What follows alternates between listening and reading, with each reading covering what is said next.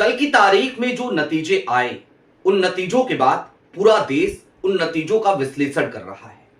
लेकिन इसी दरमियान आज सुबह सुबह राहुल गांधी ने एक सीधा संदेश दे दिया और ऐसा लगा कि यह संदेश कहीं ना कहीं ममता बनर्जी, अखिलेश यादव, एमके स्टालिन जैसे उन तमाम क्षेत्रीय क्षत्रपों के लिए है जो क्षेत्रीय क्षत्रप अपने इलाके में कांग्रेस को आगे बढ़ते हुए देखना नहीं चाहते या फिर कि कांग्रेस को कोई सम्मानित स्पेस नहीं देना चाहते। हालांकि राहुल गांधी ने बहुत संयमित बात कही, राहुल गांधी ने बहुत मार्के की बात कही, राहुल गांधी ने सीधे तौर पे यह भी बता दिया कि अगर मोदी और ज्ञानेश से लड़ना है तो सुधरना पड़ेगा। क्या कहा राहुल गांधी ने और वो 4 लाइनें जो आज राहुल ने लिखी हैं वो इतनी महत्वपूर्ण क्यों हो जाती हैं? कल के नतीजों को और किस चश्मे से देखा जाना चाहिए? क्या कांग्रेस को नुकसान पहुंचाने की चाहत में तमाम राजनीतिक दलों ने अपने ही पैर पर कुल्हाड़ी मार ली है? सारी बातें जरा विस्तार से करेंगे। नमस्कार, मैं स्वप्निल और आप मुद्दा देख रहे हैं। दोस्तों, आगे बढ़ें उससे पहले वही छोटी सी अपील। मुद्दा इन दिनों एक गंभीर आर्थिक संकट से जूझ रहा है। एक तरफ हमारे मेन बैंक अकाउंट्स बीते लंबे समय से फ्रीज चल रहे हैं, तो दूसरी तरफ हमारे 2.5 साल पुराने चैनल को हमसे लंबे समय तक छीन कर रखा गया था।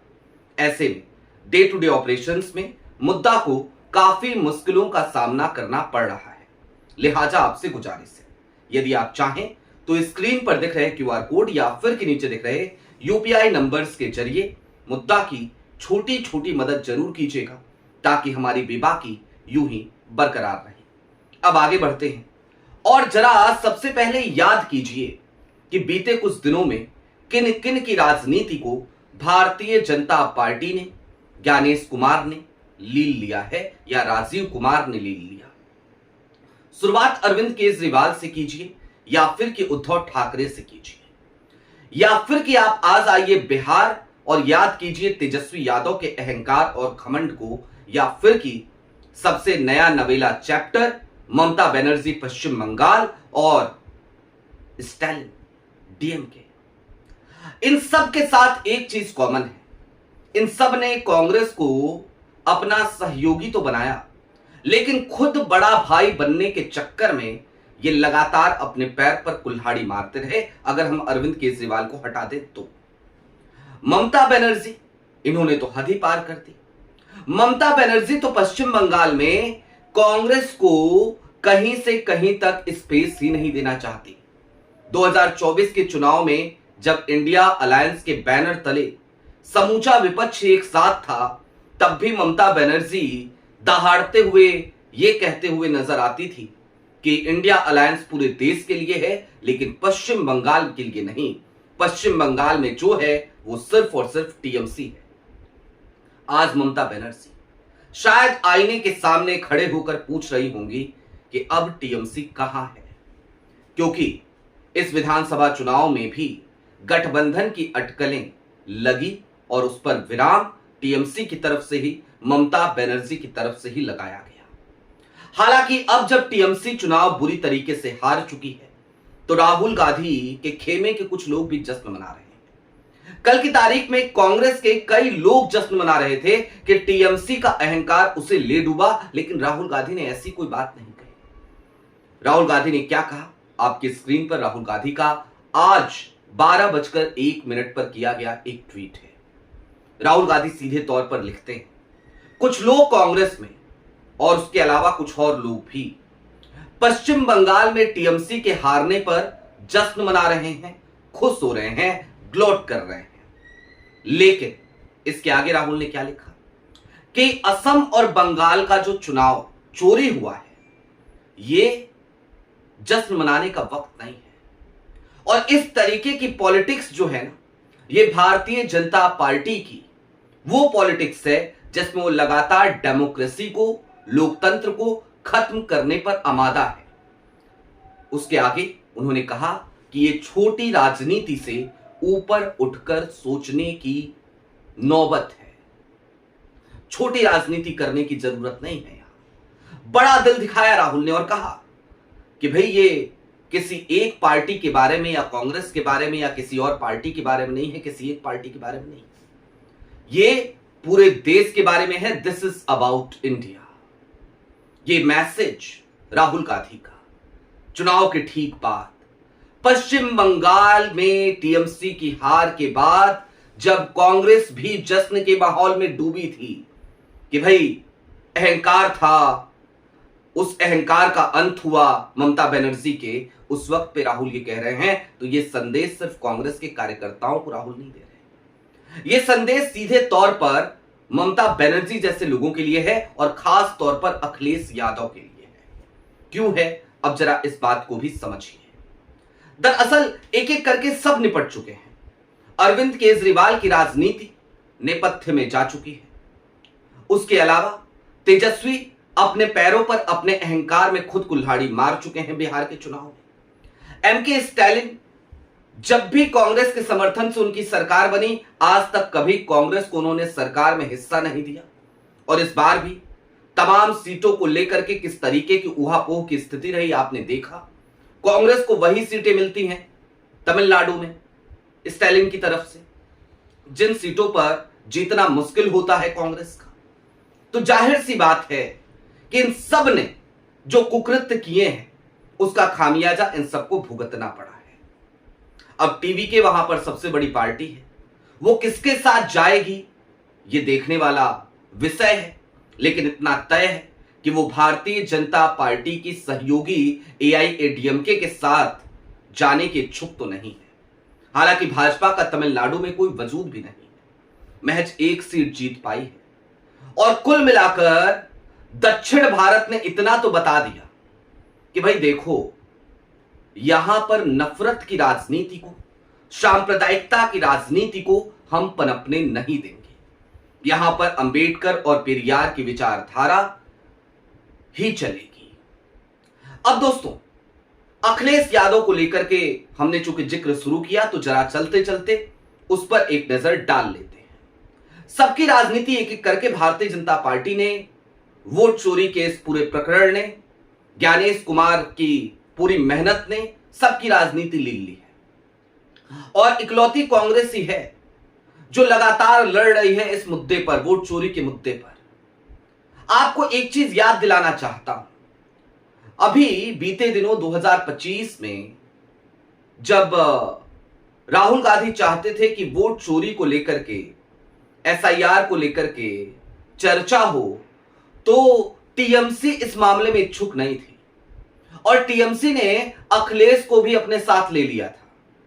अखिलेश भी कुछ और मुद्दों की तरफ जाना चाह रहे थे और उसके बाद हुआ क्या, वंदे मातरम के विषय पर चर्चा हो गई सदन के भीतर। राहुल को अकेला छोड़ दिया, अलग थलग छोड़ दिया इन सब ने, जबकि राहुल उस मुद्दे को उठाना चाह रहे थे जिस मुद्दे की वजह से इस देश में लगातार लोकतंत्र का हनन हो रहा है और उसका नुकसान सबसे ज्यादा इन्हीं क्षेत्रीय छत्रपों को होगा।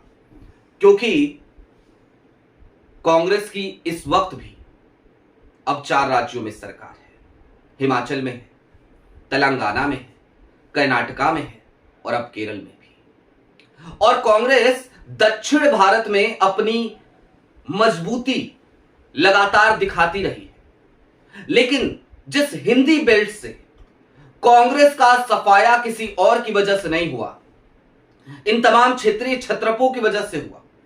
वहां पर आज कांग्रेस जब अपना थोड़ा सा भी पैर रखने की कोशिश करती है तो ये कहते नहीं यहां मत रखो, वहां रखो, वहां नहीं वहां रखो। लिहाजा अब उत्तर प्रदेश के चुनाव है 2027 में और यह सोचने का विषय अखिलेश यादव के लिए है कि जो हश्र ममता बनर्जी का हुआ, कहीं वही हश्र अखिलेश यादव का ना हो जाए, समाजवादी पार्टी का ना हो जाए। 2 चुनाव वो भी हार चुके हैं, तीसरा चुनाव है ये। और इस तीसरे चुनाव में समाजवादी पार्टी सरकार बनाने के करीब अगर नहीं पहुंचती है तो यकीन मानिए अखिलेश यादव के लिए एक बड़ा झटका होगा, उनका एक बड़ा सपना टूट जाएगा। और अगर उन्हें वहां तक पहुंचना है तो उन्हें कांग्रेस को अपने साथ लेकर के चलना पड़ेगा। सम्मान देना पड़ेगा। सीटें आप कम दीजिए, लेकिन सम्मान तो दीजिए, और वो सीटें तो दीजिए जहां पर जीतने की प्रबल संभावनाएं हों।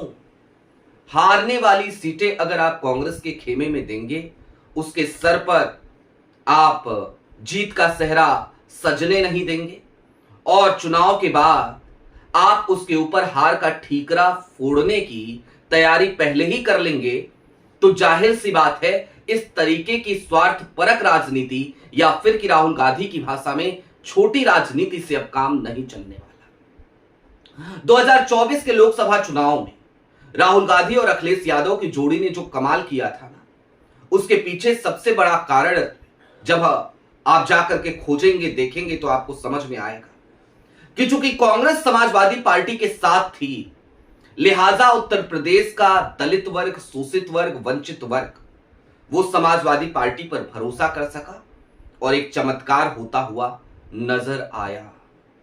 अगर कांग्रेस समाजवादी पार्टी के साथ नहीं होती तो वो वोट बैंक जो मायावती का वोट बैंक समझा जाता है, वो वोट बैंक कहीं से कहीं तक अखिलेश यादव की तरफ या फिर कि कांग्रेस की तरफ शिफ्ट नहीं हुआ होता, इंडिया गठबंधन की तरफ शिफ्ट नहीं हुआ होता। और इसलिए नहीं हुआ होता क्योंकि दलित, वंचित, शोषित वर्ग वो सपा सरकारों के दरमियान और भी ज्यादा शोषित होता रहा है। वो दर्द आज भी उनके जहन में जिंदा है। लिहाजा इस बात को समझने की जरूरत है कि मजबूरी का नाम कहते हैं ना महात्मा गांधी। तो आज की तारीख में इन तमाम क्षेत्रीय छत्रपों को यह समझ लेना चाहिए कि मजबूरी का नाम राहुल गांधी, और सिर्फ मजबूरी का नहीं, मजबूती का भी। क्योंकि राहुल गांधी मजबूती के साथ भारतीय जनता पार्टी से लड़ रहे हैं, मोदी से लड़ रहे हैं, ज्ञानेश कुमार के सिस्टम से लड़ रहे हैं, और जिस तरीके से राहुल लड़ रहे हैं उस तरीके से कोई भी क्षेत्रीय छत्रप अपने दम पर ना तो मोदी जी के सिस्टम से लड़ सकता है और ना ज्ञानेश कुमार के सिस्टम से। सबको जरूरत वहां राहुल की ही पड़ेगी। इस देश में एकमात्र पार्टी कांग्रेस ही है, भारतीय जनता पार्टी भी अभी नहीं है। सिर्फ और सिर्फ एक पार्टी है, कांग्रेस। आप देश के किसी दूर दराज के गांव में भी चले जाइए तो वहां पर कांग्रेस का एक घर आपको जरूर मिलेगा। यानी कि कांग्रेस आज भी इस देश की एक ऐसी इकलौती पार्टी है जो देशव्यापी है, राष्ट्रव्यापी है, जिसकी अपनी पहचान है, जिसकी अपनी विचारधारा है, जिसकी अपनी आइडियोलॉजी है, और सबसे बड़ी बात जिसकी अपनी विरासत है। नेहरू की विरासत, महात्मा गांधी की विरासत, आइडिया ऑफ इंडिया की आइडियोलॉजी, और उन सबसे बड़ी बात कांग्रेस के पास एक बड़ा चेहरा है, और वो चेहरा आज की तारीख में कोई और नहीं बल्कि देश का नेता प्रतिपक्ष राहुल गांधी है, जिसकी छवि को लगातार खराब करने के लिए हजारों करोड़ रुपए फूंक दिए गए। उसके बाद भी उसकी छवि आज देखिए चमक रही है शानदार तरीके से। आपकी क्या राय है वो हमें कमेंट बॉक्स में जरूर बताइएगा। अभी के लिए दीजिए इजाजत। चलते चलते फिर वही अपील, चैनल पर नए हो तो सब्सक्राइब करते हुए जाइएगा, सक्षम हो तो मुद्दा की छोटी छोटी मदद जरूर कीजिएगा ताकि हमारी बेबाकी यूं ही बरकरार रहे। बहुत शुक्रिया।